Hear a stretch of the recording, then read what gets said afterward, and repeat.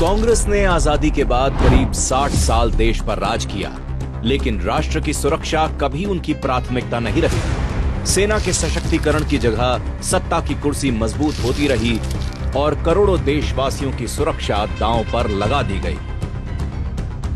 आजादी के तुरंत बाद सेना की ताकत को कमजोर करते हुए नेहरू सरकार ने जीप घोटाले को अंजाम दे दिया। पहले तो 4600 आर्मी जीप की जगह मात्र 1500 जीपों का ऑर्डर हुआ, लेकिन सिर्फ 155 जीप भारत पहुंची। उनमें से भी अधिकतर जीप चलाने की स्थिति में नहीं थी। इतना ही नहीं, नेहरू के कार्यकाल में सेना के जहाजों का इस्तेमाल गांधी परिवार अपनी छुट्टियां मनाने के लिए करता था। सेना की संपत्ति और सुरक्षा सौदों को अपनी जागीर समझते हुए राजीव गांधी के समय 1980 के दशक में बोफोर्स तोप सौदे में भारी भ्रष्टाचार सामने आया। सेना के लिए हथियार खरीद में कमीशन और दलाली की कहानी ने देश की छवि और सैन्य सम्मान को गहरी चोट पहुंचाई। इसी तरह सोनिया गांधी भी बिना किसी संवैधानिक पद के सेना के हेलीकॉप्टर और जेट विमानों का उपयोग करती रही।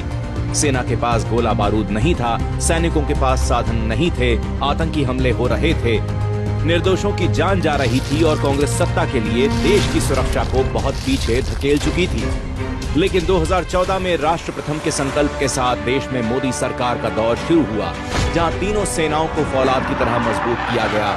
मेड इन इंडिया हथियारों के निर्माण और करीब 100 देशों को स्वदेशी हथियारों के रिकॉर्ड निर्यात से पूरा विश्व भारत के डिफेंस सेक्टर की ताकत को देख रहा है।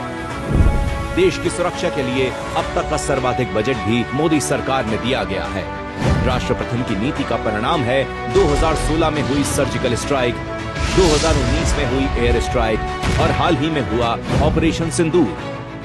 दुनिया ने भारत की सेना के शौर्य को देखा और नए भारत ने स्पष्ट संदेश दिया कि राष्ट्र की सुरक्षा के साथ किसी प्रकार का कोई समझौता स्वीकार नहीं किया जाएगा।